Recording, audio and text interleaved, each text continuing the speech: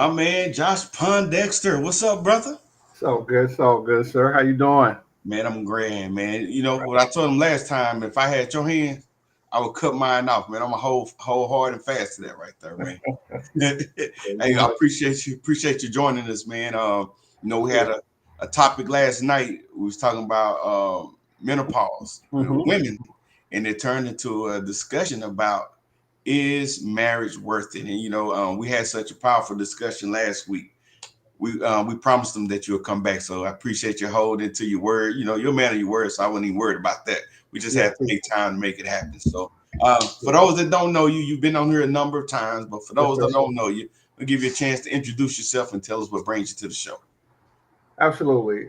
Joshua Pondexter, uh, JoshuaPondexter.com. Joshua Pondexter on all social media platforms, whether that be Facebook, YouTube, LinkedIn, Instagram, TikTok, Twitter. You can find me. I'm not hiding. Um, well, professionally, what we do, we have an estate planning, asset protection, and business advisory company. It's a little boutique company. And what I mean by boutique is that we don't serve the masses. We're very targeted in the clients that we serve. So that's what we do professionally. Um, Other than that, I'm a black man advocate uh, because I am a black man and I'm intimately aware of our struggles in these United States of America, Yeah. right? So I'm passionate about education, I'm passionate about learning, and I'm passionate about black men who I am a member of that group. Foundational black Americans, those black folks who can trace their roots back to slavery. Yeah. Not that other brothers in the diaspora I don't have compassion for, but my energy, my time, my talents, which are limited, I use for that group. Yeah. Good deal. Good deal, man. Appreciate you kind of breaking that down and giving some little wisdom in what all that entails. You know, when I'm hearing you talk about estate planning, Yes, sir. how important that is, when not just in someone passing away, but in the unlikely circumstances too of divorce, being able to manage your assets Hmm. and estate planning and all that is of utmost importance. So I know I've man been blessed to sit at your feet sometimes and listen to you, man, just pour out a wealth of knowledge and information. So it feeds over into the marriage. So let's Yeah. let's start it, man. So I know again we was at it last week, and there's a lot that we didn't get to. But the Right. question again is marriage worth it? So I asked that, and I'll let you get started. Okay. Okay. So yeah. So last week we talked about is marriage worth it, and I think we came to the inescapable conclusion that it is, because it is the fundamental building block of the family, of the community, of a nation. Right. So you take marriage out of the equation, and this is what caused great civilizations to crumble. Yeah, And our great civilization, the America, North America, where we are, it will crumble if we continue to take marriage out of the equation, right? yeah, And so we talked about marriage, I believe, briefly in two perspectives from the Christian perspective and from the secular perspective, right? yeah, The yeah. Christian pretty much take their perspective on marriage on from the Bible. Hmm. Secular, they just take it from however they want to do it. You can be whatever flavor and Yeah, get married. You can be two men, two women on the secular side and get married. yeah. So, but marriage is, I think we came to that conclusion. Correct me if I'm wrong. That it is worth it because Well, we did on the show, but I got a lot of pushback from some people. Otherwise, they had some horrible experiences, and yeah, some came to the consensus. They said it different ways that marriage destroyed their lives. yeah, That the one decision that they struggled recovering from. You know, they made a number of mistakes throughout their lives that they were able to gather their foot and you know, and make a comeback. But that marriage, they're saying like, man, they never were able to recover. So just being a little, you know, sensitive. I know everybody's situation is different and their experiences is that, you know, we can look at it at different perspectives, but I just wanted you to address that. You know, I know it ain't a one easy question, but you know, it seemed like it was tough on them. No, that's good. That's good because that's how serious the institution is. Yeah. Right. Because if you fail in that institution, yes, you can be utterly destroyed. You can be utterly obliterated. Right. Let's from a spiritual perspective or a Christian perspective, rather, um, the Bible said that God hates divorce. Right. But yet he divorced Israel, right? Yeah. And where is Israel today? They don't exist, right? So yeah, and so as a man, myself personally, who have experienced 2 marriages, 2 divorces, wow, I should be a basket case, right? Because it is significantly hard on men. Nobody care about men.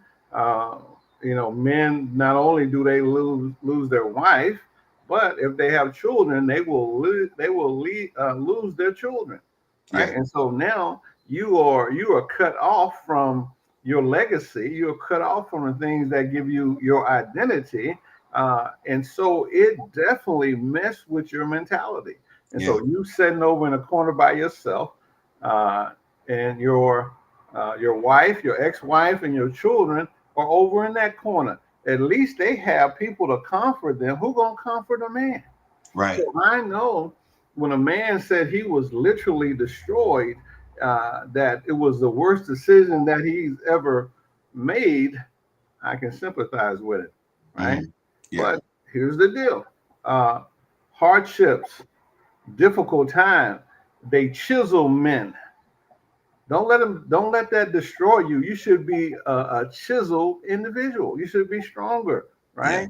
But alluding to what I said, looping back rather to what I said earlier, that's how serious the institution is. Yeah. It is so serious that if you trifle with it, so it should not go in. You should not go into it unadvisedly, right? Yeah. Right. So now here's another thing about marriage. This is how powerful marriage is.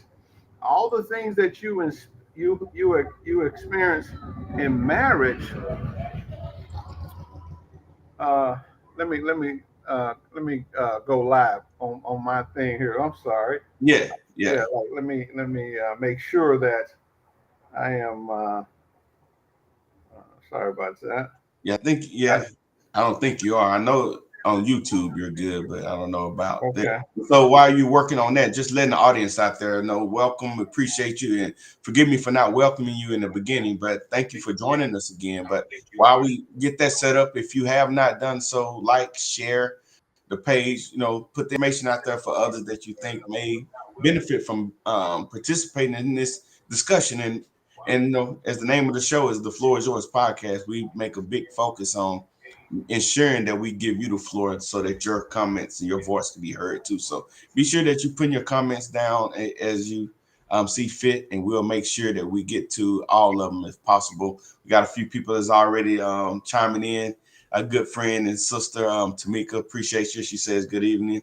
And everybody out there, just bring us your comments and we'll make sure we get to them as quickly as we can. So Okay. Sorry. yes, Sorry about that, but I'm back. I'm back. I'm live on that Facebook, right?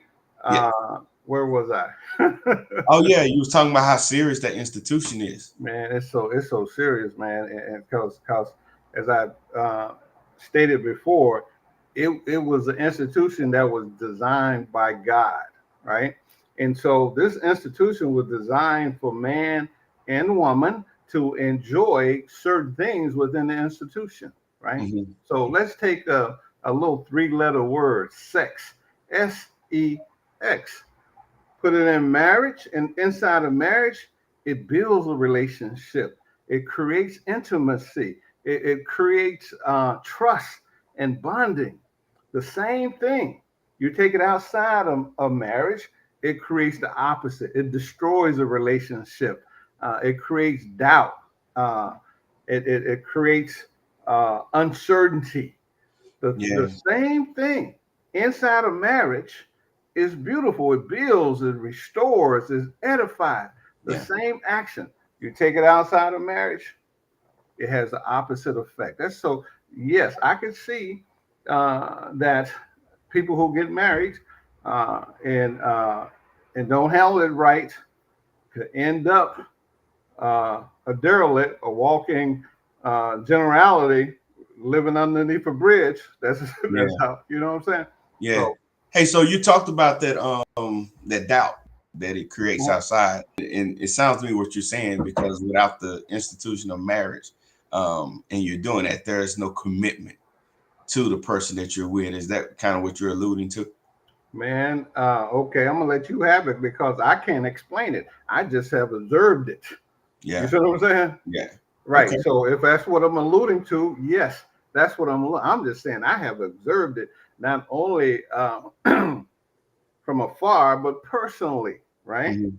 Mhm. 62-year-old man, been married twice, been in that relationship, and I've been in relationships outside of marriage. And when you involve sex, we're talking about sex, right? That's what it is. Now, in the institution of marriage, there's more than sex in the institution. There's finance, Yeah. right? So when I combine my finance in a marriage, it does something incredible.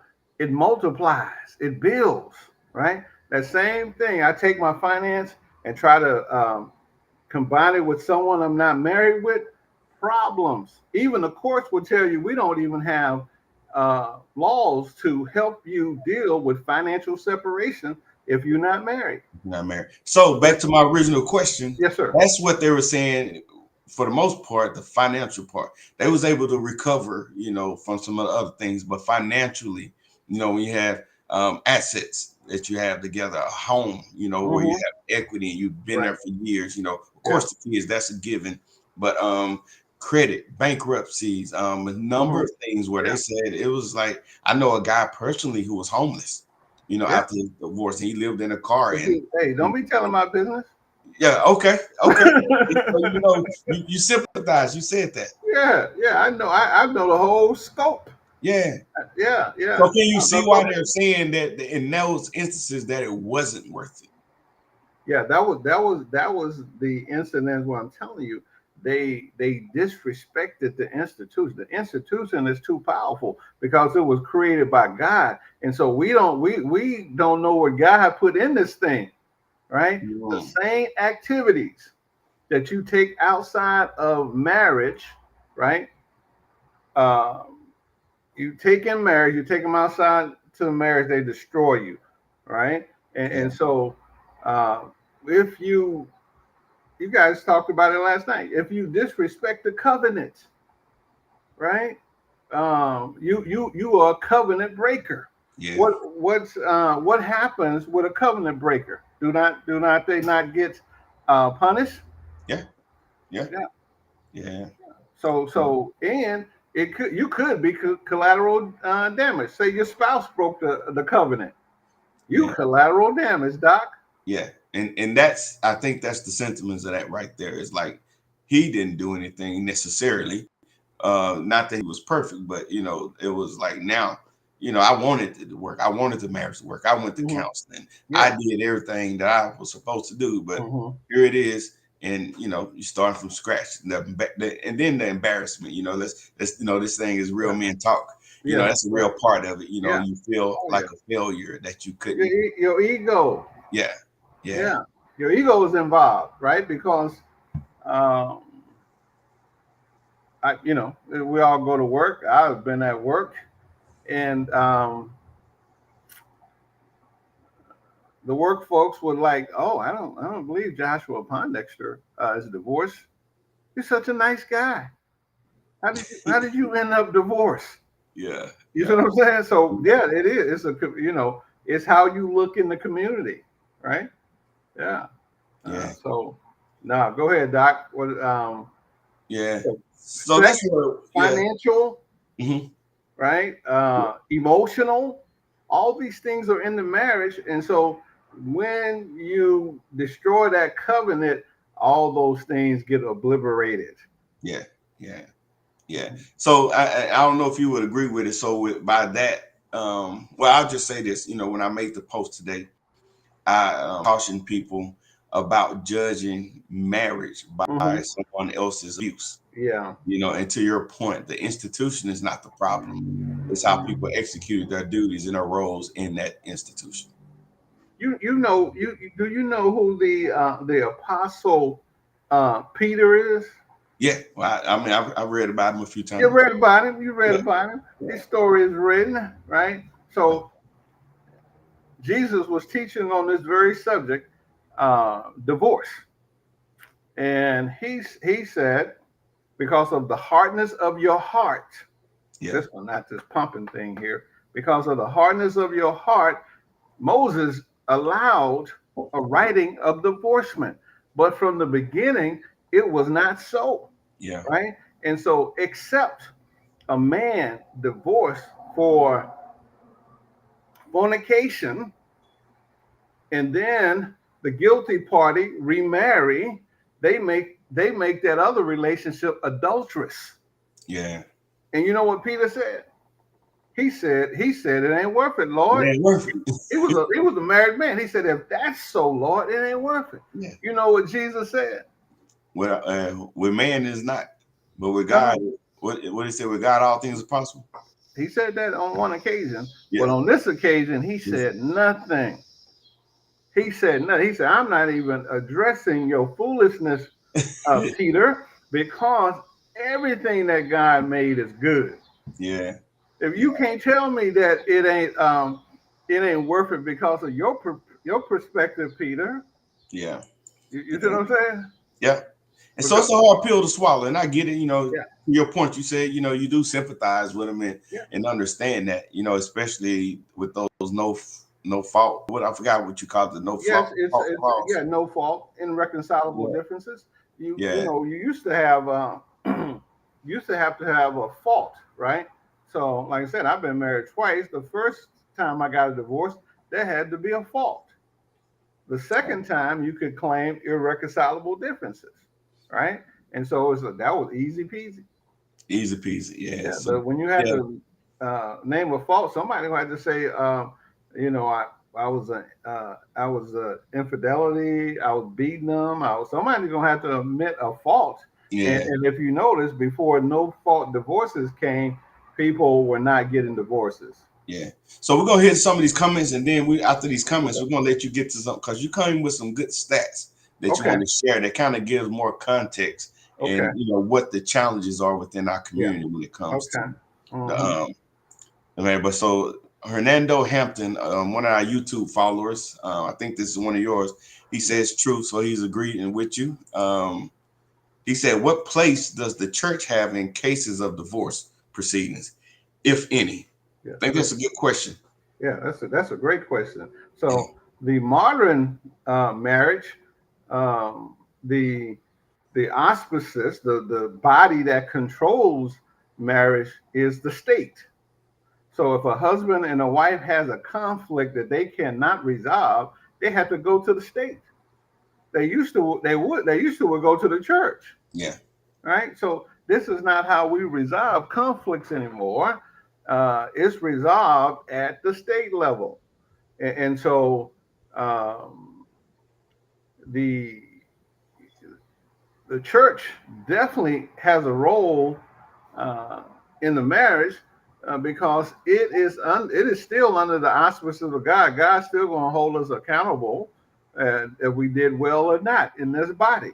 So the Mhm. church role is to educate and to be an example of solid marriages, families, and communities. That's be an example to the believers. That's the role of the church. That's Yeah. the place of the church. Cool. Cool. So Mhm. this next one right here, Just saying a good evening greeting from my cousin Doris. Appreciate her. She's Hey, one of our Doris, good loyal evening. followers. Appreciate you. Tempest Barnes, she says, we all have sinned and come short of the glory of God. We all are covenant breakers. It's our nature. So got another for Tamika. She's agreeing with you. And I like this one right here from Tamika. She said, it's how we act and react within a relationship that tear down or build up. So she's agreeing that nothing is wrong with the institution. It's those that's in that institution that are tearing it down. It's the two imperfect people. We all have sinned and fallen from the glory of God. Yes, yes, right. But the Christian is not a sinner. He is one who has his sin forgiven. He is restored. Does he sin? Yeah, he sinned. Sin is the transgression of God's law, right? So, but he's not a sinner. A sinner is an alienated individual from God. He's an enemy of God.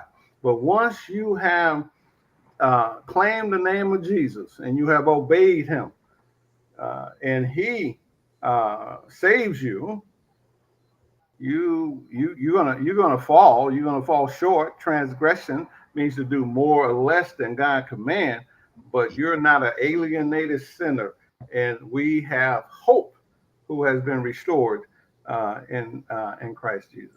Yeah. My man, Superman T, we appreciate you tuning in. He said church is within wherever you go. So you have to be that beacon. You know what? That reminds me of something, in this political times, we're dealing with a lot of the separation of church and state, or trying to implement prayer back in. And I remember my dad shared on Facebook, and he said, if you want prayer back in school, teach your kids to pray. And I think, it's a simple message, but it's profound when you understand it. Like, I don't need corporate prayer, if you will, if I can,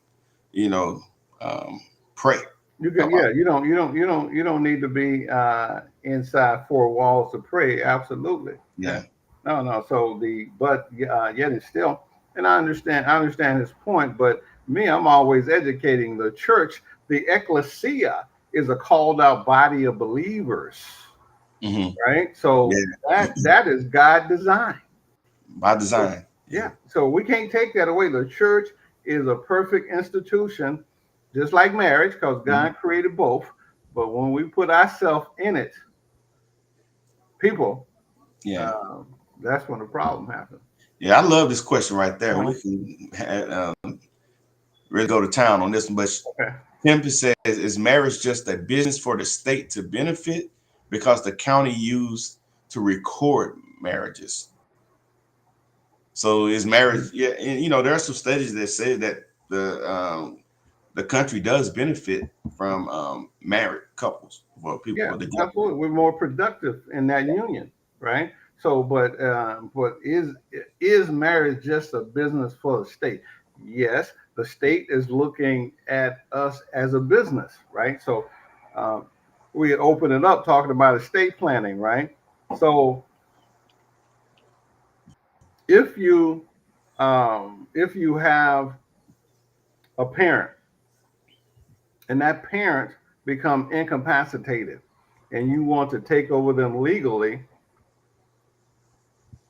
you have to go to the state.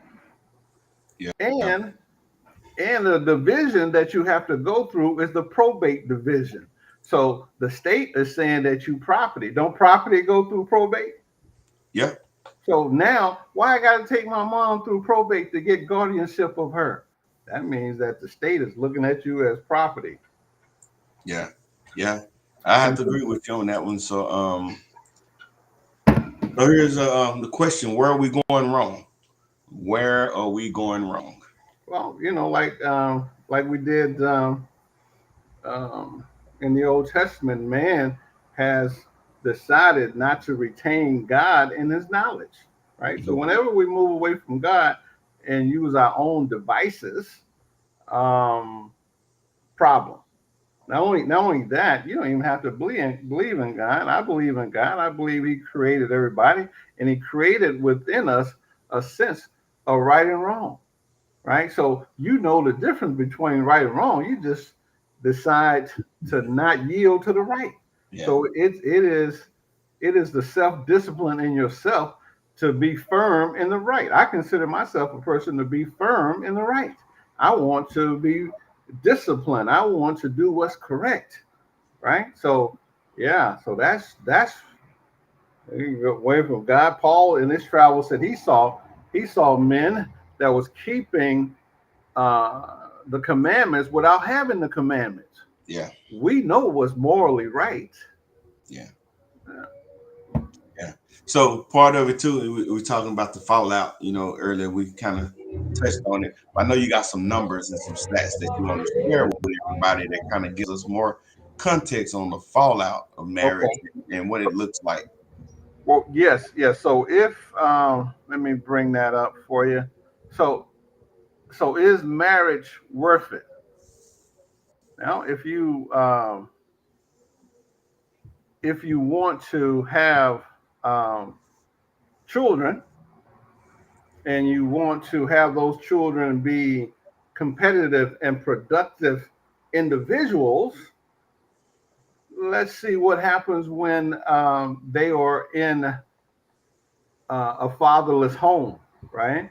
Okay. Let's see if I can, uh, Windows. They call this struggle streaming. Yeah. Yeah. Uh, So I'll, when you're talking about the whole, well, I asked the question right here. We got the you see the data? So, see, what are the effects of being raised by a single mother, right? Single parents, children can feel frightened, stressed, and frustrated by the difference between their lives and their friends. Children of single parents are more prone to various psychiatric illness, alcohol abuse, and suicide attempt than children from two parents' homes. What uh, what percentage of children are raised by single mothers? Roughly 24 million, or one third of all American children under 18, are living with an unmarried parent, according to 2018 Pew Research Center analysis of the U.S. Census Bureau data. That's 81% of those single parents' homes are headed by moms. This has been a growing trend since the 60s.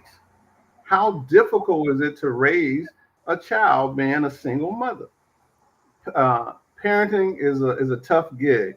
It is a job laden with stress, physical, mental, and emotional labor. Doing it alone without someone to help you make tough decisions, share the load, answer the middle of the night cries, the request for yet another snack, to pick up the socks can feel incredibly isolating, right? Single motherhood is becoming more common in the U.S., with about 1 in 5 children under 18 being raised without a father. 37.8% of single mothers are divorced, mm, 41% never married, and only 6.5% are widows.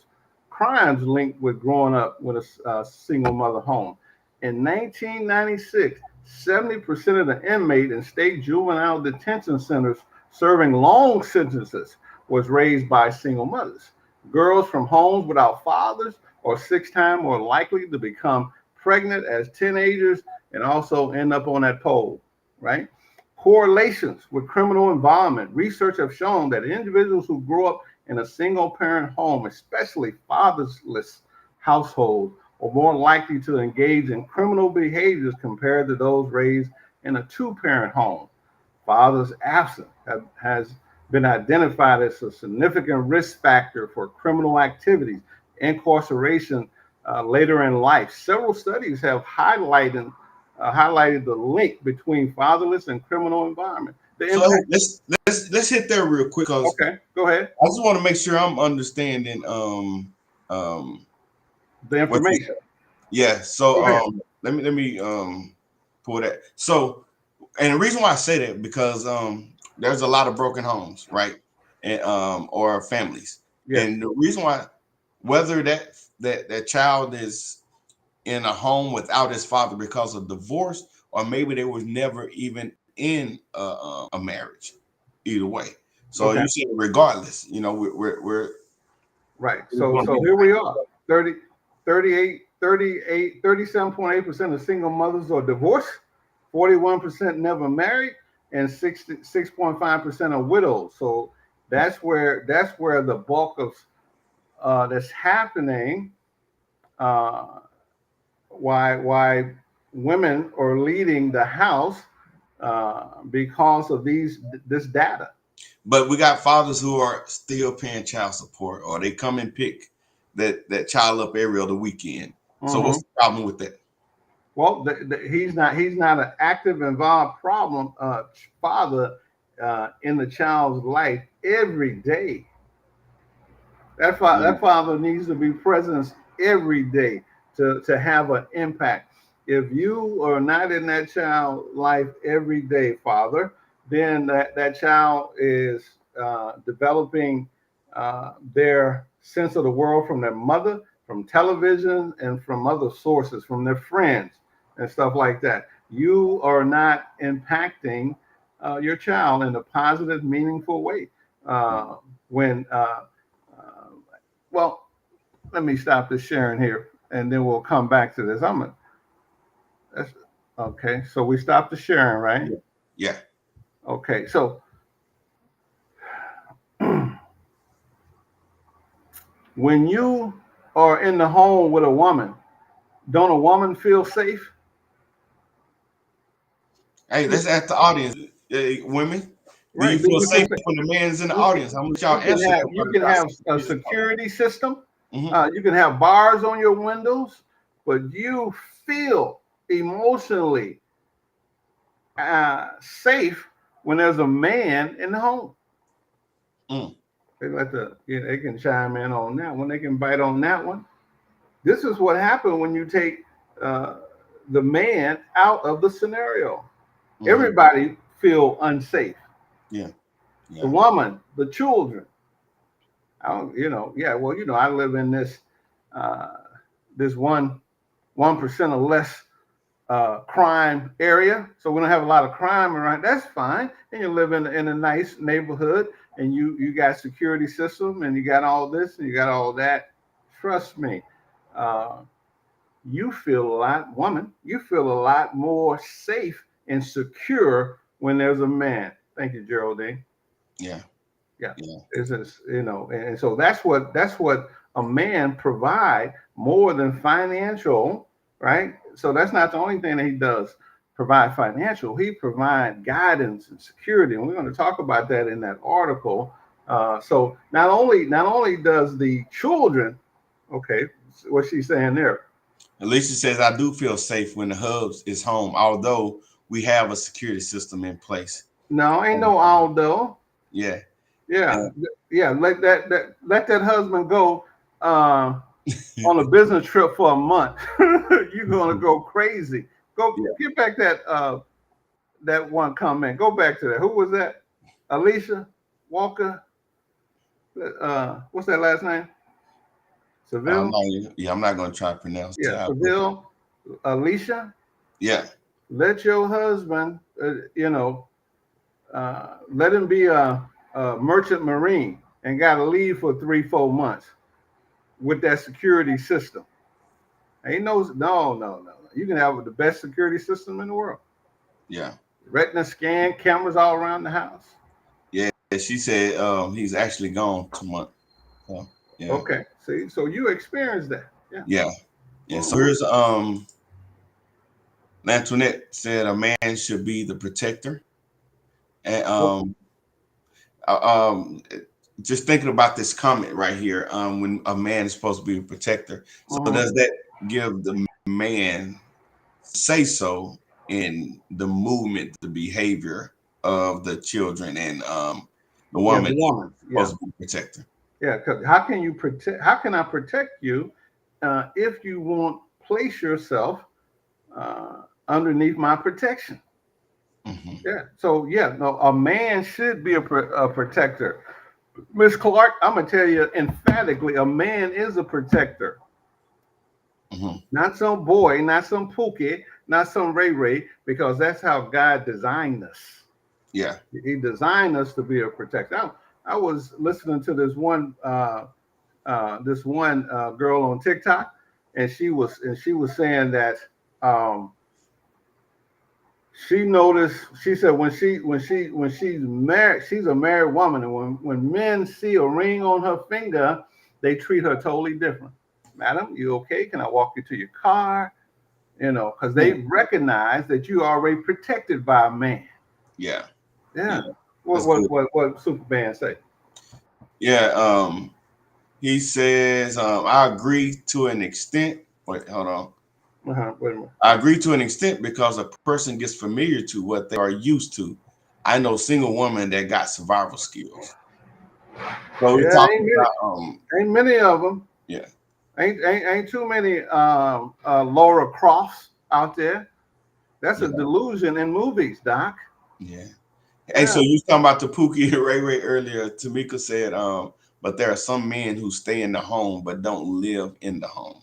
yeah, that's a problem. That's a problem if you chose that type of man.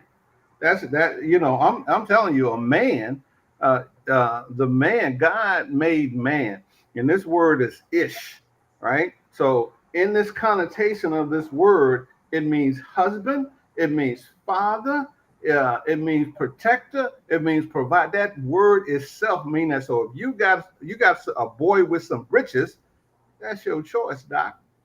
Yeah. That's your choice. Yeah. Choose a man. Yeah. Hernando says another underlying effect can be a mother who may not have had a father in her life, contribute also to the divorce rate. So, Okay. yeah, Okay. No argument with that, Doc. You know, all these are contributing factors. You know, a man who didn't have a father in his life. yeah. So, man said, Drew, a man is meant to be a king protecting his queen. Protect your I say you're protecting your king, my brother. And what I'm saying to you, Superman, I ain't never met your wife, but I saw your wife, and I know you and somebody out there messing with your wife.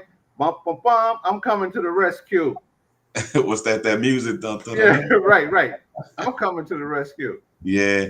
And he said it's in his nature to be a protector. Thank Amen. you very much. All right. Thank you So very we much. got this question from Tamika. She says, do you think the concept of marriage still holds the same significance now that alternative relationships are more normalized? You know, the alternative, they can come in a number of ways, whether it's polygamy or we're just, you know, Mm, together without commitment or living in separate households. right. You got yours, I got mine. I think that's more prevalent that a lot of people are okay Yeah, with. You know, absolutely. I'm over here. You over there in your house. I could be male, female, or a mixture in between. Good. So good elimination on that thought. So, do you think the concept of marriage number one is not a concept? It is an institution designed by God. And it still had the same significance as the sun shining every morning. yeah, Do the sun have significance still? Yes, it does. It yeah, does. It is actually does. And yeah. these alternative relationships, they are no, they're yes, they are normalized by society. And what's really crazy about them, they only represent 3 to 4% of our population. Yeah, you know, and what you're saying that you're absolutely right. Sometimes the issue is that they're the loudest, you know, look at us kind of thing, and they highlight Hmm. the Hmm. more dysfunctional things in there, and we'll think like, hey, that's what everybody is doing. Hmm. Is I think more people doing it? Are more people doing it? I think so. Or even if it's Yeah, not, more people are more open to doing it. But I yeah. think to your point, you're absolutely right. There's not the huge number of people Right. doing it that people would think. Yeah, so she's correcting her word about concept. Let's not say concept. Let's say the thought or process of the covenant and commitment of marriage. Is it? Does it still hold the same significance? Yeah, Absolutely, yeah, absolutely. Still same answer, my sister. The yeah, sun still shines, yeah. right? And I think And probably if we was unpacking it and she was on here, she probably would say to some people or as a society, does the society look at marriage the same? well, when we get through reading these statistics about you having babies, and you say you love your babies, why don't you give your babies a chance uh, to be in the optimal position to succeed in life? Yeah, but I'm giving them everything I didn't have, Josh. I'm giving them Well, clothes and that's Jordans that's and that's a games and problem. That's a TVs. that's a that's a problem because I've been in Chicago for 31 years. I got buddies. I met friends who they, brag about. I came out of the project. I said, well, everybody from Chicago out of the project. And now I'm a corporate lawyer and I'm making $200,000-$300,000 a year. And I'm giving my kids all this stuff, but they're not performing like I was performing. You're giving them too much. Yeah. Like Les Brown said, you got to be hungry. Yeah. For success. I don't know if it was you or somebody else I was talking about, but when they if they was to poll the kid, or an adult that had a trouble or absent father, that child is not going to say, yeah, I'm mad because my dad didn't give me Jordans or didn't give me a game. Was that you that was talking about that? I don't know, but it sounds like something I would say. Knowing children, having 3 sons and then having 4 grandsons, and see what brings them joy. Nothing brings them more joy than the presence of the father. You've been there. You've been out there working 10, 12 hours, and you come in the house and you're trying to put your stuff down and them kids are they running over to you, just excited. Yeah. Now I think you can do harm by making them value or teaching them to value stuff more than the present. Now I think there is that issue that people are challenged with today. Yeah, even with our own lives, because those of us who may have grown up impoverished economically, and then we get on with some money, and you can see it, we're wearing it on our back. Yeah. We got a few dollars, and you can see it because we're wearing it on our back. So if you got some more, if you don't have no more, let me go back to that. Let's do it. Now and keep the comments coming. I see Terrence and Alicia got some more comments. We're gonna let Josh get to his other stats. Finish this point, because this is my main point. Why we need 2-parent household. The impact on brain development and behavior.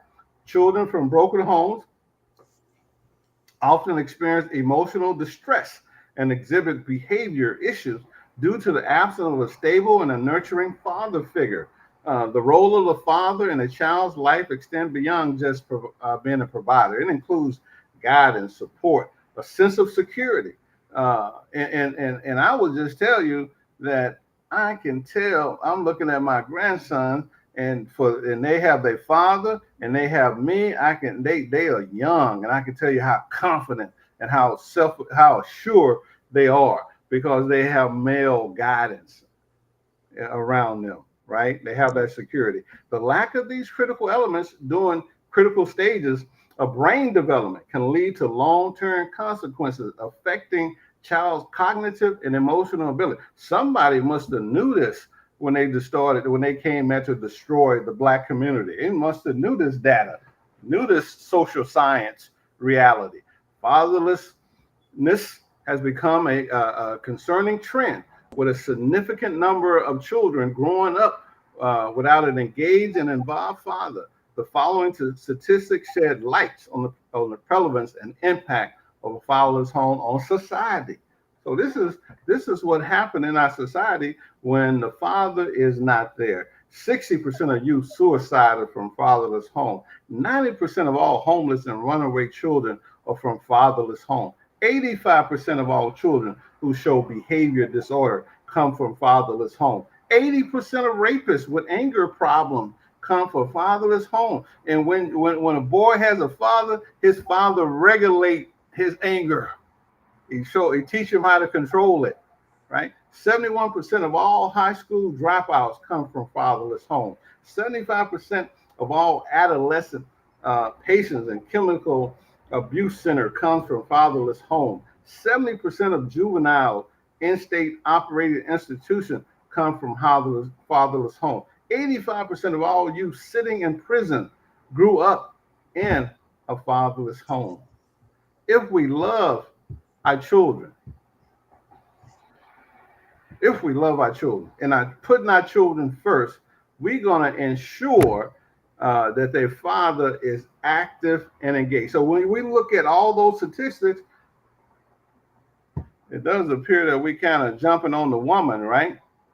Yeah. Yeah, we're not. I'm We're not just jumping on the woman. I see why the father is there can be a number of reasons. So I don't see that you're right. jumping on the woman. I think you're just highlighting what the stats say, that if the Of father is not there, whatever the reason is. whatever the reason. And here's the deal. Here's what's really crazy.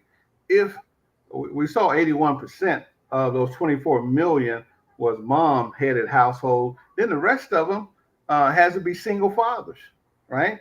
There's statistics on single fathers, right? Yeah. When single fathers led household, the children perform on par with two-parent household. Hmm. They perform on par. Yeah.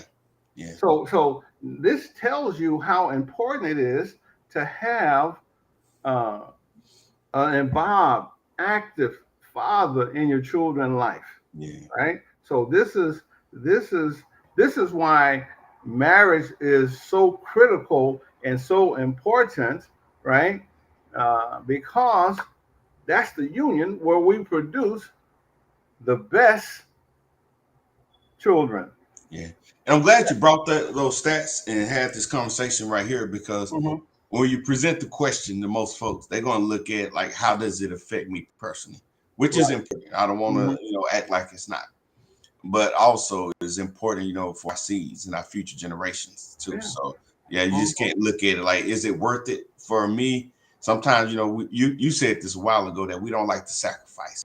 Yeah. And if it gets a little uncomfortable, not even hardships, but it might be just because I'm not comfortable. This is not what I expected or somewhat or whatnot. I'm not happy. You make that move because we outgrew each other, whatever. What kind of effect based off the numbers you're having, that's how it's going to affect the kids. Right. And here we are. We on Beyonce internet, right? And there's a lot of us on Beyonce internet I thought talking. this was Al Gore internet, man. He's washed up, right? They Okay. said it's Beyonce internet. She breaks every time she comes on it. She breaks it, right? So there's a lot of people on Beyonce internet talking all this talk, right? All this negativity towards men, all this negativity towards men, and it has divided the black community, right? So those stats was from the large population, and when we bring that data home, we find that 77% of all black children are in single mother-led homes. Yeah. So now, whoo, you, Yeah. man. So I'm gonna tell you, uh, maybe if I knew the effects, you know, I would have, had a big old house. I could have went to the other side. Yeah. So one of the numbers that you talked about before, and you may have it by memory, but you talked about what percentage of black men are impregnating the majority of our black women. Okay. And I'm just thinking like what effect that could have, like if it's a man that's not standing. What's the new saying now? He's not standing on business. He's not standing on business. Yeah, he ain't standing on business, but he's out here impregnating multiple. So that's 70 single black men. 33% of black men are married, right? 51 or 54% of black men are single and childless. That's 84 to 87%. Now, so that means that 16 to 13% of Pookie and Ray Rays are impregnating the majority of black women. Okay, let me take that slow. So if 77%, we're talking about, almost 80% of children are raised in single mom home, right? And we look at the statistics of how many divorce, right? We look at how many widowed, which is a very small number, and then we look at the number who has never been married, right? So then we look at the men that are impregnating the women in our community. Mm-hmm. And that number on the high end is 16% of black men is impregnating almost 80% of the black women. So when a woman knows a man has 5 and 6 kids out there, and then she go has a baby by him, come on now, that's the Pookie and Ray Ray, where we have 51 to 54% of black men are single and childless. Yeah. Single and childless, and uh, 60 almost 64% of those single men are middle class earners. So they're now Pookie and Ray Ray. They are the men that could actually support a family or help support a man. Everybody gonna have to go to work today. You know what I'm saying? Yeah. They can contribute mightily to a family. So yes, those are alarming statistics. Yeah. And so this is why marriage is worth it. If we can get our egos out the way, right? So 70% of men, all men, because men are opting out of marriage because of the divorce laws, right? 70% of men ages 25 to 29 single, 45.6% of men 30 to 34 single, 28.4% of men ages 35 to 39 single. Men are opting out, not that they don't want to get married, but because of the laws that favor a woman over the man. He don't want to get married, work for 10 years, and she wake up and say, I'm unhappy, and then take all you got, right? Why do you think the numbers of single black men are so high? Yes, because black men are opting out of marrying. They do not find any benefit in it. They have seen their fathers and their uncles destroyed, right, through a marriage. And they say they're opting out. Yeah. They're not going to do it. Yeah. And just to ask, unpack this one right here, why do we think the number of single black men? So that doesn't state whether they have children or not. But to your point, whether they have kids, I think it's still relevant to the point that you made.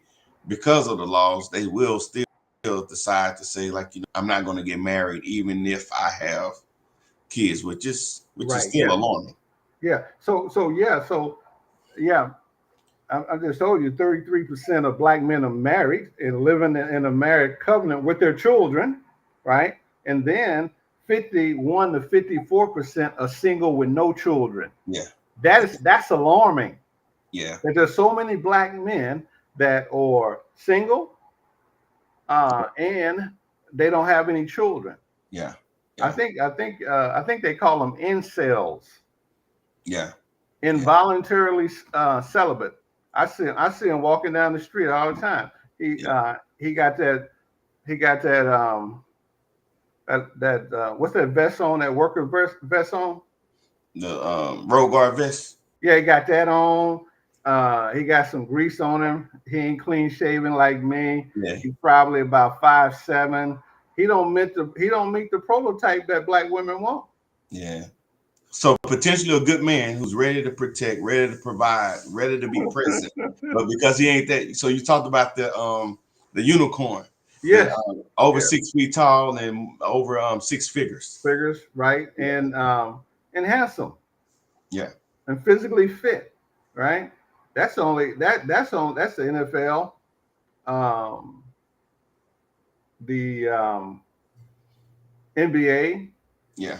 Major League Baseball. That's where all them guys are at. Yeah. Them unicorns. Yeah. Right. So, but the main reason in my analysis of looking at the data, living in this black community, living in this world, these black men are opting out of marriage because they do not think it's worth it. Yeah. And that says a lot, it's just the psyche and mental. It shows that they're paying attention, And even if they've had one, some saying like that's it. I'm not doing that again because it Mhm. was a challenge and a struggle. So Right. some people don't, learn and they keep it going. But But, hey, but, now this is part of the show, Josh. We call test your knowledge. Man, there's a lot okay. of questions out here, man. Okay, let them go. Before they get to the question, let me just say this right here, Okay. because I told you at the beginning of the show, I'm a black man advocate. I Mhm. advocate for black men to be financially, emotionally, spiritually strong, right? Uh, these men, why they're opting out of marriage and why they're single, they have seen their fathers, they have seen their brothers, their uncles, their cousins that have attempted and was successful with ending their existence. Nobody talks about this rate uh, of suicide in the black man population because he cannot see his baby. Yeah. And that's speaking of you had mentioned in one-on-one with me and you about the child support system. Mm-hmm. Now, some of that money goes to The judge pension. just pension. Yeah. So, Yeah. you know, what's your thought on child support? Well, mine's personally was it was the cheapest babysitter I could pay for. Yeah, that's how I felt about it personally. Yeah. But that's because um, I was able to pay it with and still have a pretty decent life, Yeah. right? Yeah. But a guy who paying it and he can't eat and he can't have a decent place to live, Yeah. yeah, he's in trouble, Yeah. right? So Superman said, I believe healthy conversation like this helps people see how important the family structure is. Compromising commitment is part of the process. Amen. Compromising and commitment is part of Yes, the yes, process. Absolutely. absolutely. Yeah. It's commitment. Um, yep, Yeah. yep. So Humble, Lisa said, I humble. believe that you can give your child or children everything, but it depends on what you're teaching them. And now she's talking about the materialistic stuff. Like you Yeah, can give them, we'll see how that works out. yeah, yeah. Yeah. We got data on that. Tamika said, yes, giving them material things all the time, teach them how to be as adults. Yeah, materialistic. You're right. Yeah, we can see how that work out. Because I'm gonna tell you, I was a father. I didn't believe in what they call that. You give a kid an allowance, right? I Yeah. ain't paying you to clean up after yourself. No. But it teaches them how to manage money, Josh. Please. Who do you know who do you know that knows how to manage money? Yeah, yeah. Right. Hey man, I get it. So Tarika said, replying to Alicia, so she's I agree with you, but most parents skip the part of teaching them about the things they provide because they weren't taught to not be materialistic. You're right. We're in a society where it's straight materialistic. It's the bling, it's the dollar signs, it's the designer bags and Jordans and I mean that's what it's about, right? So you brought up Al Gore, right? Yeah. Al Gore, Tennessee, Hmm. right? His father was a senator, right? And uh, in the doing school and all that, they was in Washington D.C. And during the summertime, um, Al Gore's father used to send him back to Tennessee to work on the farm, Hmm. right? Go down there and work as a hand, right? You don't get everything, right? You have to learn to earn it, to Yeah, work for it. for sure. Yeah. Yeah. Okay. Cassandra Red, appreciate the comments and everybody keep them coming. This is where we're gonna test Josh's Mhm. knowledge, but Let's so work. far I think he's doing good though. So here we go. Cassandra said, "I feel marriage serves its purpose with building a family, but it also gives you a false sense of I got you, and you stop showing up to each other. Yeah, some people do get into marriage and they just Mhm. like, hey, I got you now. I can just shut it down and taking each other for granted. So while you're still relevant to each other. Yeah, Yeah, yeah. There's a tendency, and here's human nature. We have um, a tendency to um, devalue those things that are common, uh, and that we familiarity breeds contempt. Yeah. Right? We get familiar with a thing and we don't value it. So you have to fight against that human nature. That is human nature.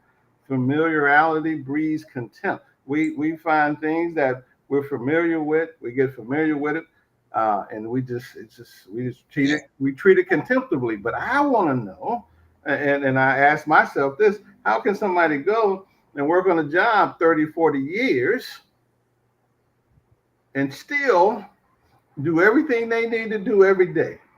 Yeah. The motivation different. Right, Yeah. right. So this is what we're talking about. We're talking about these statistics with our children, right? That should be our motivation to make us stay the course. Commitment, Superman.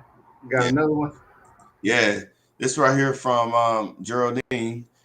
She said all black fathers is the first love. They say a black father is the first love of a daughter, the first example of how a man should treat a woman.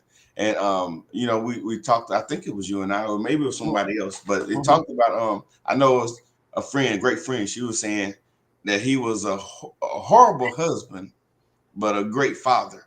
And I think to this comment right there, I think part of being a great father is showing your children how a man should treat a woman. Would Right. you Yeah. agree with that? Absolutely, absolutely. And like I said, the word man from the Hebrew word ish, it means relationships. Your first relationship is your relationship with your creator, then with your woman, then with your children, then with your community. The stronger and the more mature these relationships in these areas, that's what masculinity is. Yeah. Yeah. Yeah. Mhm. Yeah. So here's another one from Tamika. She says, honestly, it's not just Beyonce, talking about the music and the influence there. She said a lot of female artists create songs that are highlighting the beauty of a single woman's freedom. However, most of them go home and snuggle up to their man. And you're right. Yeah, Yeah, it sells. It sells. that's I right. tell people all the time, some freedoms were designed to kill you and your seeds to come. So yeah, just because it's a freedom don't mean that it's necessarily a good thing, right? That's why Tyrese was crying on Beyonce internet. Was he crying, man, He pouring was his heart crying. He crying like a simp on Beyonce internet. out? Yeah. So when you the stats that you were given, she said, are these stats for African American population or across all races? Well, the ones that I gave him was for the general American population. They are even worse in um, the the black community, and I would say, let's see, Windows. I was going to take you to yeah, go to I got it up, but go to blackstatistics.com. Okay. That's where you can get all the data, Mhm. financial data, single data, professional data, educational data on black people in America. And you said it's worse than the numbers you were even Oh stating. yeah, yeah, because when I said that was the general population, and then we said that 77% of black children are in homes led by single moms. Got you. Okay. Right. So we went from the because if America got a cold, we got the flu. Of course. Of course. Hmm. So Cassandra said Cam and Nick are not Pookie and Ray Ray, but they do lack emotional intelligence, but think they are smart as heck for building broken homes. Money is no substitute for them having them present every night in that child's life. You kind of talked about that earlier. We kind of use our money as if that kind of fills the void or it fixes whatever challenges that we're faced with. Cassandra, Nick Cannon and Cam are Pookie and Ray Ray. I don't care how much money they got. I don't care how much prestige that they have. Their actions align them with Pookie and Ray Ray because, as you stated, You got 8, 10 children by all these various women. You cannot say goodbye to all them children that night. That little Zoom call ain't gonna help, right? They want to be put to bed. They want, man, what a joy to put your child to bed. I used to come in the house 10, 11 o'clock at night from working, and my son would be in his room waiting. His mom used to get upset because when he comes, I'll go get him, and then I'll put him in his chair and I'll rock him. I'll rock him in the chair, and I will tell him a bedtime story. 11 o'clock, 12 o'clock at night, whenever I would get through working. Right? Yeah. That's a good point. Yeah. So I love this right here, coming from Tamika. She says, "So what can be done to make marriage desirable again?" And I know the church easy answer to say put God in it, but what does that look like? Putting God in morals and standards back in marriage. And I'm gonna push you a little further, or at least put something else on your heart, Josh. Is that understanding the sacrifice part, because it's not a light switch. We just read a book and or look at this show and like, okay, I want to do better. There's still a whole lot of underlying issues and challenges that we face every day. And I think that part where you talk about sacrificing is a big part of it, because it's not an easy overnight switch. Tamika Walker Chapman is a Black woman. Black men still desire marriage. Black men desire marriage so much that they are leaving this country to go find women to marry. Right? He who findeth a wife findeth a good thing. So when the man find you, you must be a wife already. So men are looking when they leave their house every day. They looking for a wife.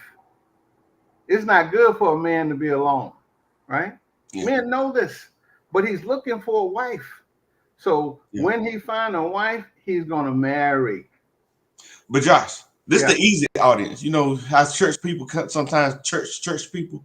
I think this is the easy audience, but there's some people out there that for whatever reason they ain't trying to hear what you say. And I'm saying some women that for whatever reason, hey, I know what I want, I know what I deserve, I know my value, all those mindsets right there, or you're not going to control me, that kind of thing. I mean, how do you deal with that? Well, there like I was saying, there's a whole lot of people on Beyonce internet talking about sexual market value, how value because of my education, because of my financial attainment. This is how people are rating their value, right?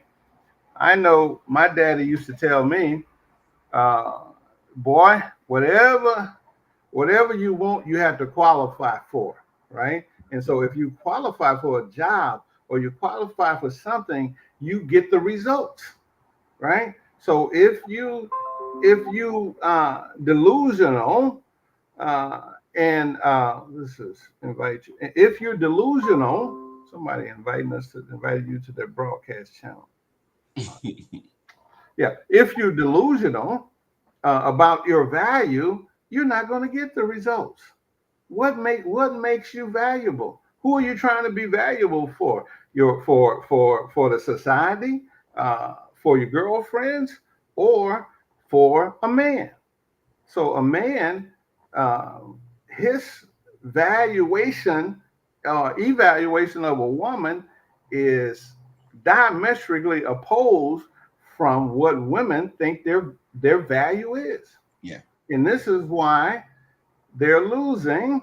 And this is why Black men are opting out of the dating market in America. Not only Black men, but white men. We look at these young men, I'm talking about 70% of men ages 25 to 20. That's all men, Black and white, right? So now, and they're childless. Those are when men should be marrying. This ain't just Black men, white men. So there's a significant disconnect between the sexes. And so in order, like I would tell you as a man who's been single for 15 years, divorced, if when I get up and go out in the morning, I'm always looking for a wife.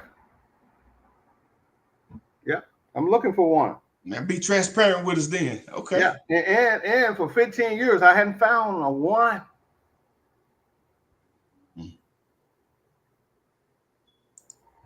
Okay. Yeah.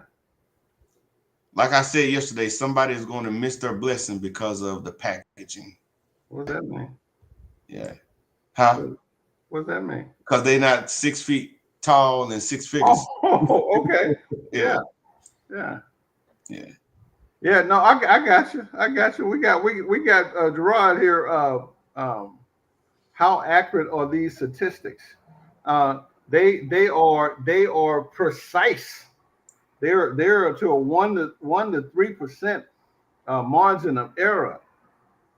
If all you got to do is walk outside and see, right? So we move around, right? So I live in a neighborhood that's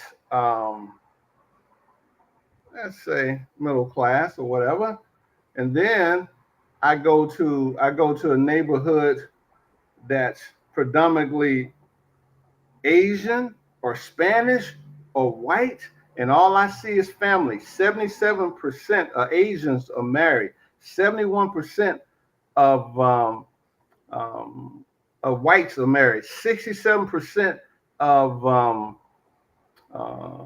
Mexicans are married. And then when I go over there to Walmart, I don't see a number of women and children.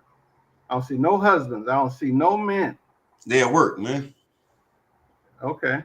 That's a good one. That's a good one. Yeah. So Nikki, appreciate the comment. She said athletes are not the first choice for some people. Some athletes' lifestyle carry baggage of being disrespectful because of the outer package. Yeah. You know, the Nick Cannon's in the well, he an athlete. He an athlete. Cam Newton's an athlete. Yeah. Yeah. So it's probably best to not let Nikki, not let an athlete be your choice at all, because I don't know if you ever dealt with a king. This is what these athletes are. When you're making millions of dollars and having a palace and having servants, and you're a king. In time immemorial, King Solomon had 300 wives and 1,000 concubines. Son David had quite a few of them, right? Go through history and look at these men who had kingdoms, and the modern day athlete is a king. And so he's definitely, you call it baggage, I call it, he's definitely out of perspective because of his financial status. Yeah. Tamika, she does a great job with her kids. I'm on the phone with her sometimes, brainstorming. I hear how she's teaching them. But she said her son knows how to save all of his money. And it reminded me of what you say, Josh. You don't teach people how to make money. You say you teach them how to save it. Save it, right? Making money is easy. That's the easiest thing in the world. Go to work. Yeah. Lisa said allowances are just about paying a kid to clean up after themselves. Cleaning should be taught regardless of an allowance or a reward. Yeah. I agree 100%. You ain't getting no allowance from me. You want to make some extra money, you're gonna do some extra things. Dad, can I wash your car? Can I clean up your office? Right? They were always seeking what else they could do. Yeah. To get some extra dollars for the video game. Yeah. Superman got something else for us here. Yeah, he says teaching our kids their value assists them with self-identity. Absolutely. Helps them understand not to put idols before themselves, building their self-esteem. The foundation starts at home, but everyone is not afforded that opportunity. There's a lot of stories out there where we see people cutting up, over some shoes or games and things of that nature right there. And some people don't see it that way, but can those material items be idols? Yeah, absolutely. And your job could be an idol. Your profession, anything that you put before your creator is an idol. If you put your woman before your creator, your children before your creator, those are idols. Yeah. God is preeminent. He will not be second to nobody. Yeah. So the foundation starts at home, but everyone is not afforded that opportunity. And then sometimes, Superman, uh, uh, you and I, and people like you and I who lives in a cocoon, because we live middle class lifestyle, we can't even see the suffering of the people. Jim Rohn, I was listening to Jim Rohn 100 years ago. He said, I was raised on a farm in obscurity. And so I didn't know nothing about poverty and those things. Like I had to go and rub shoulders with those people and see how they were living, not to judge them, so that I can have sympathy for a man or a woman who didn't grow up like I did on the farm. Yeah. Yeah. I like this comment right here. She said, so them opting out, these are the people who are opting out of sex. So, everything is not absolute. There are some outliers. But in this one, she's talking about when you saying people are opting out, she said they're not giving up their sex life, though. They're automatically going into sin. This is a deception. Not true. I told you the word for them are incels. They are involuntarily celibate. I'm talking about I ain't talking about the Pookie and Ray Ray, the top 10% of men who get sex on a regular. I'm talking about, I'm talking about these men. I had two of them in here the other day changing a hot water heater. Couldn't give them a shot. You know what I'm saying? So they go to work, they go home. This the men I'm talking about. I ain't talking about the guys out there that most men can't even get sex. And boy, look at me. I think I'm a pretty good looking guy. I can't even get no sex. Hey man, you don't want it where it's available. That's what it is. But hey, I don't know. Try me. Try me. I'm about to. Idiots. You talking try me. I'm about to call your name, Cassandra. Try me. She's afraid of commitment and responsibility as well. It's a new generation of unfathered men. But I see what you're saying. You're not talking about those men. You're talking about those upright men that are, Yeah, I'm talking about men that are. There's a movement of living a monk life, right? Yeah. Go to the gym, go to work on yourself, right? There's a movement among men to be stoic. Yeah. To develop stoic philosophies. And so that's why when you go to all these events, you don't see men. Men are busy working on themselves. They go into the gym, they're reading books. Yeah. And what we said earlier that, they're not the loud, obnoxious, rude people. So it's almost like you don't think they exist because they're not out there flaunting and bragging about being, who they are. So, right. Yeah. So some Keith with that. Okay. Kenneth Williams.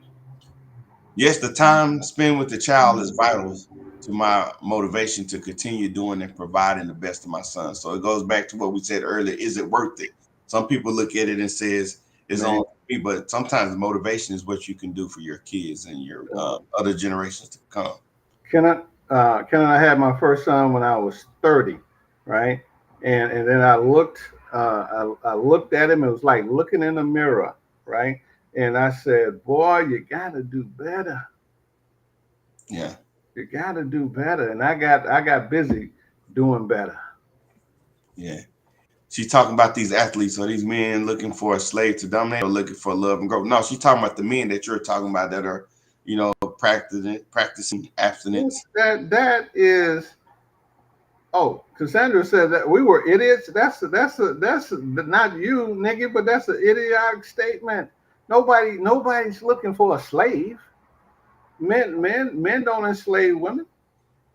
Yeah, men are not looking for slaves. That's a feminine talking point. That because a man wants you to be his wife and to cook and clean and take care of those responsibilities, now he has you a slave. No. Nobody want a slave. Yeah. We want to protect you, right? Nikki, when I tell you you can't go there because I'm not there, I can't protect you if you go there. Okay. Tamika said you stated that most black men do not desire marriage because of what their dad and uncles have gone through. So how do we change their perspective? Well, um, I said that's why a lot of men have given up on marriage in the United States of America. Let me clarify. These men are looking for wives all over the world. When a man marries in the United States, in these United States of America, his first marriage in 51% in divorce. His second marriage, 67% in divorce. His third marriage is 71% chances of divorce. So these are uh, some statistics that are real and that are facing them, right? And then they say, well, you know what? If I go get a wife from another culture and I bring her back to America, my chances of success is 80%. He's just doing the basic numbers. He's not a Mhm. mathematician like me, but he understands the return on investment. He understands the um, the statistical reality. If he wants a father and children, that he's going to be able to stay in that relationship and be a father to his children. That Yeah, woman is not going to leave him and take his children away. yeah, yeah. Geraldine said marriage is a covenant. It is we, not I. Tamika Right. said, if in 15 years you haven't found a wife, you talk about you, Josh, you haven't found a wife or your standards too high, have you set the bar so high that it's difficult for anyone to meet? Or have you found it difficult to find a wife because her standards for a man and husband are unexpected or at an unexpected level? That's a great question. I would tell you, ain't a woman on the planet Earth that can know me for 30 days and wouldn't want me to be her husband. Yeah, because Okay. I'm a man, and in the very nature of that statement means father, means husband, right? You would you would know 30 days in, you would know that you will get provision, you will get protected, you would have someone that will die for his family. Yeah. So it don't take 2, 3 years of engagement and dating and Oh no, I ain't never dated that long. yeah. Okay. Yeah, no. I've been single for 15 years, and that's exactly what that means. Single. Yeah. Yeah. So speaking of provision, Kenneth said marrying young is a challenge, especially if he lacks the knowledge of provision. Some things are learned as you go, and some things require a plan. And I think I don't disagree with that. I think what a lot of us fail at because we're not surrounded by the right people, and we're constantly learning. And again, I don't think it's a light switch where we like, aha, we got this thing figured out. It's ongoing, like you said, you learn as you go. And but I think it's important to have the right people around you, ongoing as you're learning. Yeah, absolutely, and that takes a community. And you need a community because we look at others. I think I read a book, developing young boys into exceptional men, and the guy that wrote the book, he wrote the book The Wonder Years, and he had did research on developing men from various customs uh, and that raise successful men. He looked at the Jews, right? They have a bar mitzvah for their boys, and Yeah. that means from 11 to 12 they enter manhood. So you stop being a boy at 12. We allow men to stay boys too long, right? Then he looked at the Indian, those from India society, right? How they develop men, right? So they have a whole system, a rite of passage, as we used to call it. At some point, that's what I told my son. At 11 to 12, you ain't boys no more. You are young men, right? And so you have to act as a young man and start developing that responsibility. And so that's what we call a rite of passage. And we have lost that in our community for Yeah. men. Is some of that rite of passage also having respect for marriages? Yeah, just thinking absolutely. about this. This Absolutely. is coming from Cassandra. The Asian, Hispanic, and Indians probably have respect for marriages. Yeah, absolutely. Yeah, absolutely. Yeah.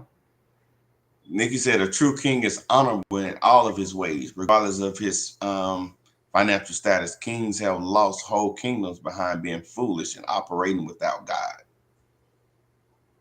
Okay. Okay, you This know, is Nikki. Nikki, do I know Nikki? uh, she's been on a couple workshops. I think that you had. I don't think Teaching. you, yeah, met her. Nikki teaching. Go ahead, Nikki. Yes, I don't need to add nothing on that. yeah. T. Will said something easy is dangerous. Okay. And here you go, Josh. I'm gonna let you read that one. You and the Passport Brothers trying to Donald Trump someone. That's my story. I'ma stick with it. Okay. Okay. Hey, she feel how she feel, man. She said I y'all don't. trying to Donald Trump up with this Passport Brothers. Yeah. Right. Yeah. I don't know. So, um, Okay. Are you mingling? You single, but are you mingling? Amisha, you got my number. You stop playing. You better. You'll be happy you way down there in Texarkana. Tamika replying to Kendall, yes, my husband and I are married at 23 and 20. Mhm. It was definitely both of us willingly learning life and marriage together. So, Absolutely. yeah, replying to his Yeah. earlier. I got And, one more slide to show, right? okay, go ahead. What you got, brother? Okay. Let's see. No, I say share screen. Windows. Let me get this up Okay, here. well, you got that pulled on. We appreciate all the comments right here. These stats are everything, and like I said, it don't tell the whole story, but it does give you some true insight of what we're dealing with. So, it can seem offensive and abrasive at times, but I think we'll be foolish if we don't take it at heart and consider, like, hey, even if it's not necessarily me who's thinking and moving like that, can we help our brothers to our left and right so that they can move different?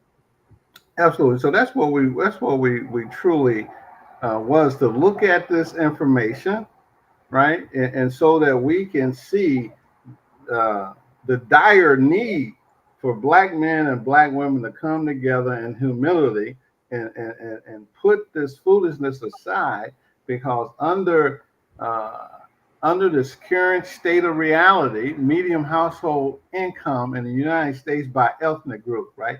Indian Americans, right, at the top, and then so I can were African Americans at the bottom economically, right?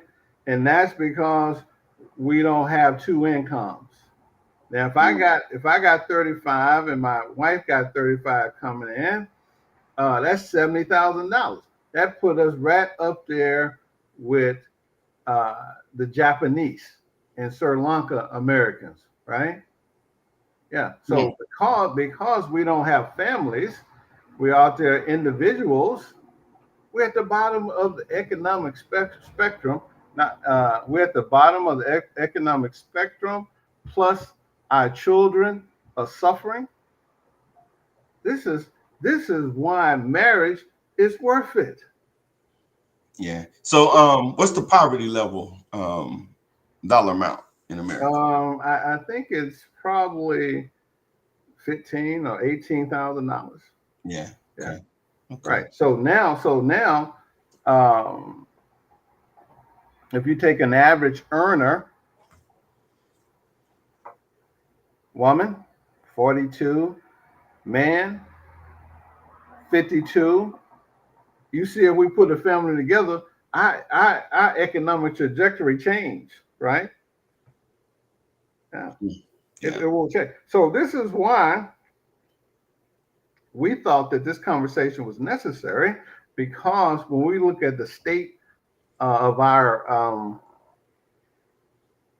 community, it will not get any better when we separate it. Yeah, it's not going to get any better. So, And even if you get the financials up, you figure out, some ways to get your money right. We're not even considering, the other things that you're talking about, the presence. okay, so you're not going to get your money up. I was uh, graduated high school when I was 17. I took a union painting training course. This was in 1980. And as getting that union painting certificate, I was offered 45 bucks an hour. 17 years old, but they wanted me to move to Carolina. So I ain't know nobody Carolina. I didn't want to go to college, so I went in the Navy. Right now, if a person wants to make 40 bucks an hour to start a job, they need an engineering degree. Wow. Wages ain't changed. It's just the need in the workforce what the boss is paying for. Yeah. Right. So you can get delusional thinking I'm gonna get my paper up. No, unless you go to you become an engineer and a computer person or something technical where the money is being paid, which takes a minimum of a 4-year technical degree, right?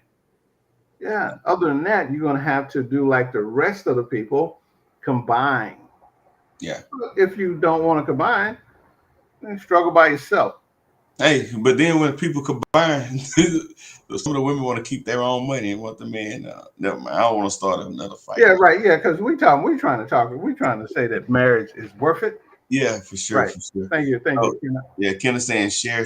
Absolutely, y'all. If y'all hadn't done it, please take a moment to share page. And who knows, me and Josh will get together after this show. We're gonna look and see who shared this show, and we're gonna have something nice for you. So yeah, absolutely. I might even give you an opportunity to have an hour consultation for me free. That's about $1,500 right there. Yeah, absolutely. I'm sure myself, man. I want need to make sure that I got my financials in order. So Lantonette says sometimes the truth hurt. We're talking about those stats, right? They are, Miss Clark.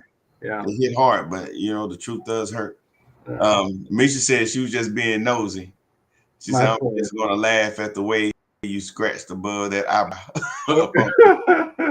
Yeah, I know, right? I know. Yeah. Telltale sign. Read the signs. T. Will said only if we understood group dynamics. He said he witnessed a lot of different cultures taking advantage, except us. Yeah. So I got to deal with that. Group dynamics, right? So here's the deal. We have a spending power about $2 trillion that we spend in America. That's more than the gross domestic product of the top. There's only 4 countries that produce more than us. China at 21, not 21, but 16 trillion. Then Japan about 6 to 8 trillion. We are a superpower. So what's happening is that we are intentionally kept separated, right? So we can't come together as a group. And then when it comes to financing, these other groups come over here and they give them loans. They're showing you what they're doing with these illegals, just giving them money, right? But they have did this time and time again with the Asians, with Mexicans, and all those things that they don't have no credit because they come from other countries, so they don't have FICO scores, but they can go get bank loans. They can go get mortgages. This is even before they want to make this for illegals, right? Yeah. So we are being intentionally held back by our government because we're too brilliant, right? Hey, so again, you talked about the buying power. When you said almost 2 trillion, and you compare it to countries, you're talking about black people spending. I'm talking about black people, foundational black people, us who can trace our roots back to slavery. This is how productive the 46, 47 million of us are. $2 trillion. $2 trillion. So don't think that, 2 trillion divided by 47 million people will tell you how productive we are as people. Yeah, and then I think you told us once is that cash or cash and credit? Well, no, I had the credit. Yeah, wow. Multiply that times 3 when you talk about credit. Yeah, wow. That balloons to what, about 6 trillion? Yeah, 6 trillion buying power in our community. Wow. It's kind of disheartening when you think about that. But yeah, the things I've seen in real estate alone is crazy. We can get a car loan and personal loans, but go try to get a business loan. And right, absolutely. It ain't happening. Yeah. Absolutely. Josh, yeah, man, this was fun, man. I'm glad you made yourself available. And I think the important part for me to take away is those stats that we said earlier. We know it ain't pretty, but again, even if it's not me, I think I have a responsibility to my brothers to the left and right of me to talk to them and encourage them to do different and do better. Right. Being there, I know what you said last week about, apologizing, even if those relationships are broken, apologizing for the hurt that you've been responsible for. Right. I think can go a long way in healing and just showing people like, you know what, that's not a death sentence because what I've been through. So right. Yeah, I appreciate the wisdom, and I'm gonna stop there and let you go ahead and leave us with some great parting words. Well, we see the need. There's a dearth. This word means a desert of needs in our community. We need businesses, right? And the problem is that those who would be most suitable for businesses in our community are busy working for the enemy. Working in corporate America, building their dreams, right? So not only do we have business, we have a need for family. Our children are suffering. They are performing at the bottom in every matrix, right? Reading 50% of Black children in these homes, in these mothers-led homes, cannot read, right? So we got to do it for the babies, right? It is worth it to well, you didn't have the baby with the boy, you don't like him, but for the child, try to get along, right? And if he's any type of person that God has put something in us, he would try a little better, right? So we seen the data, we saw the statistics. We have been down before in this country. We came out of slavery, right? We're not in slavery, and we're not going back to slavery. I don't know the Jim Crow coming back. No. We're not going back. And we have $2 trillion of buying power. So we got to connect with one another. That's, you see the need. The need is. Y'all about my big bro, Gerard. Sorry about that, man. All right, no problem. You're ready to close anyway. No, man, not ready. We're an hour and 40 minutes, man. This is a significant live stream. It will be up on the internet forever. You and I pleading to Black men to do right. Yeah. Pleading with our sisters to cooperate. And let's get back to. It was definitely worth it. Yeah, let's get back to where we were in the 50s and 60s. Yeah. Good deal. That's all I got, Doc. Now it's my turn to tell y'all about my big bro Gerard and the podcast crew. From DJ the realist, Miss Cookie the professor, and you can't forget about the inspiration shit. They talk about it all, got advice for us all. You'll never know how deep the talks will go. On the weekdays, the weekends, they be going live with the topics. Then they do the segment where the floor is yours. You can post your comments, you can post your statements, yeah. You can ask your questions, They can help you get your life moving in the right direction. If you need advice on marriage, advice on finance, advice on healing, advice on credit, this is the podcast that you need to check out. Go ahead and tune in, you'll feel what I'm talking about. Baby, don't forget the floor is yours. Baby, I mean the floor is yours. Baby, come down to the floor is yours. Let me show you how the floor is yours. Hey, the floor is yours. The floor is yours. The floor is yours. The floor is yours.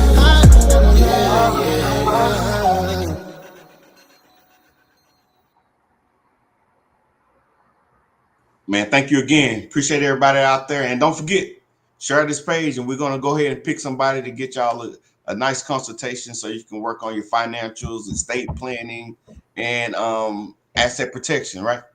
Absolutely. I'm here for it. Share the show. All right.